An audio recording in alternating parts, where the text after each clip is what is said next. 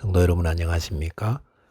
2021년 8월 3일 화요 새벽 말씀 함께 나누겠습니다.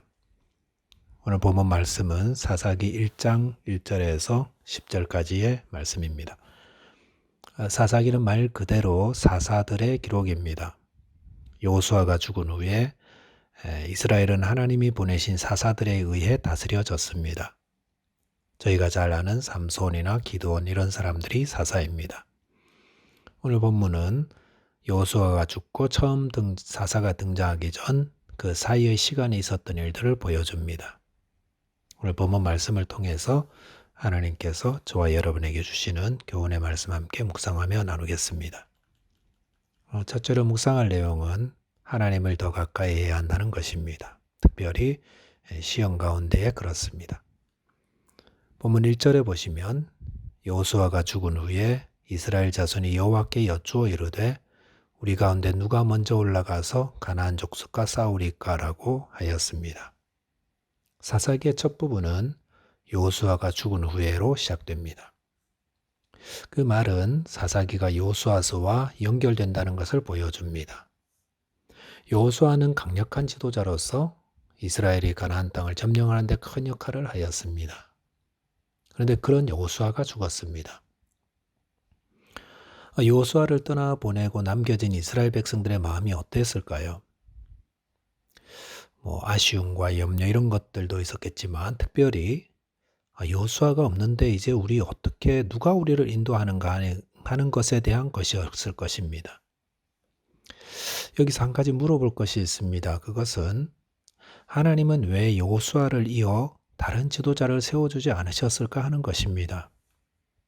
모세가 죽을 때에 하나님은 그의 사후에 이스라엘을 이끌 지도자로 여호수아를 세워주셨습니다. 그렇다면 하나님은 왜 여호수아가 죽은 후 이스라엘의 지도자를 세워주지 않으셨을까요? 여기서 이 질문을 우리의 삶으로 적용해 볼 수도 있습니다. 우리에게도 필요하다고 생각되는 부분이 때로는 채워지지 않을 수 있다는 것입니다. 있어야 할 자리에 사람이 없기도 하고 또는 필요한 것들이 부족해질 수도 있습니다. 요즘같이 록다운 가운데서 얼마나 많은 것들이 부족합니까?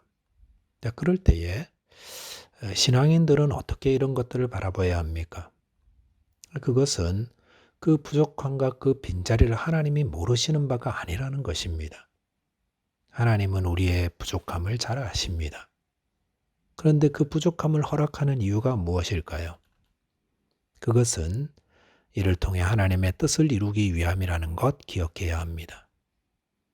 야고보서 1장 2절에 보시면 형제들아 너희가 여러 가지 시험을 당하거든 온전히 기쁘게 여기라 하셨습니다. 시험 당하는데 왜 온전히 기쁘게 여겨야 합니까? 그 다음 구절 야고보서 1장 3절 4절에 보시면 이는 너희 믿음의 시련이 인내를 만들어내는 줄 너희가 알미라. 인내를 온전히 이루라. 이는 너희로 온전하고 구비하여 조금도 부족함이 없게 하려 함이라라고 하였습니다. 여기서 우리가 시험을 당할 때에 그것은 우리 안에 인내를 만들어낸다고 했습니다. 그리고 그 잘 인내하면 온전하고 부족함이 없는 믿음의 사람이 되게 하신다 하셨습니다. 하나님께서 그의 성도들의 삶에 부족함과 시험을 허락하는 이유가 여기 있습니다. 그것은 잘 인내하며 부족함이 없는 온전한 믿음의 사람 만들어가기 위함이라는 것입니다. 우리는 어려움을 만날 때 하나님을 찾습니다. 그러면서 우리의 연약한 믿음의 뿌리는 더 강해지고 더 깊어지며 우리의 나약했던 신앙은 견고해지는 것입니다. 독수리가 어느 정도 자란 어린 새끼들을 둥지 밖으로 내어보내고 떨어뜨리는 이유는 그 이 새끼들로 하여금 용맹스러운 하늘의 왕으로 만들기 위함인 것처럼 하나님이 우리에게 필요하다고 여겨지는 자리를 비게 하시고 부족함을 허락하시는 이유는 하나님이 우리를 견고하고 부족함이 없는 자로 만들기 위함입니다. 그러므로 우리의 삶에 어떤 어려움이 있든지 이런 록다운 가운데 있든지 어떤 시험을 만나든지 성도는 온전히 기쁘게 여겨야 합니다. 그리고 그렇게 어려울 때 온전히 하나님을 의지해야 합니다. 여호수아가 죽은 후 이스라엘 백성들은 직접 하나님께 기도하는 자 되었습니다. 그럴 때에 하나님이 그들에게 응답하시고 또 승리케 하셨습니다. 저와 여러분이 당한 모든 일들은 하나님의 섭리 안에 있습니다. 그러므로 어떤 어려움 앞에서도 성도는 하나님을 의지하고 찾는 자 되어야 합니다.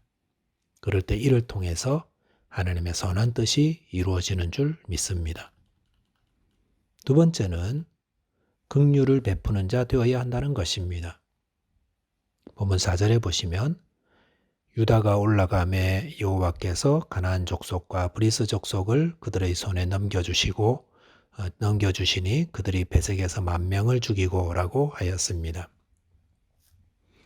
여호수아가 죽은 후 이스라엘 자손들은 하나님께 그들 가운데 누가 먼저 가나안 족속과 싸울지를 여쭈어 왔습니다. 그 결과 유다 지파가 올라가 싸우게 되었고 하나님이 그들을 승리케 해주셨습니다. 그런데 오늘 본문에 보시면 이 전쟁에서 특이한 내용이 기록되어 있습니다. 유다 지파는 가나안 족속의 왕인 아도니 베색을 붙잡아 그의 엄지손가락과 엄지발가락을 잘랐다고 했습니다. 그런데 이에 대해서 7절에 보시면 아도니 베색이 이르되 옛적에 70명의 왕들이 그들의 엄지손가락과 엄지발가락이 잘리고 내 상 아래에서 먹을 것을 줍더니 하나님이 내가 행한 대로 내게 갚으심이로다 아니라 무리가 그를 끌고 예루살렘에 이르렀더니 그가 거기서 죽었더라라고 하였습니다. 아도니 베색은 그 전에 그 가나안 지경 안에 있는 다른 왕들과 전쟁을 치루었는데 아마도 전쟁에서 승리할 때마다 패배한 왕들을 붙잡아 엄지손가락, 엄지발가락을 잘랐고 그 수가 70명이었다고 하였습니다. 전쟁에 패한 왕들을 이렇게 대하는 이유는 그들에게 수치감을 대줄 뿐만 아니라 이후에 더 이상 대항하지 못하게 하기 위함이었다 할 수 있습니다. 근데 아도니 베색이 자신이 그런 일을 당하게 되자 그의 입으로 이건 하나님이 내가 행한 대로 갚아주신 것이다 라고 고백하며 예루살렘에 이르러 죽었습니다. 이것은 무엇을 말하겠습니까? 하나님을 알지 못하는 아도니 베색을 통해 하나님은 공의의 하나님이시다라는 것을 알려주고 계십니다. 즉 하나님은 아도니 베색이 70명의 왕에게 행한 바를 그대로 그에게 갚아주심으로 그의 악을 그에게 돌이키게 하셨다는 것입니다. 하나님은 공의의 하나님이시다 라는 것을 말씀해 주십니다. 하나님은 불의한 자들의 불의를 그대로 갚아주시는 분이십니다. 야고보서 2장 13절에 보시면 긍휼을 행하지 아니하는 자에게는 긍휼 없는 심판이 있으리라 긍휼은 심판을 이기고 자랑하느니라라고 하였습니다.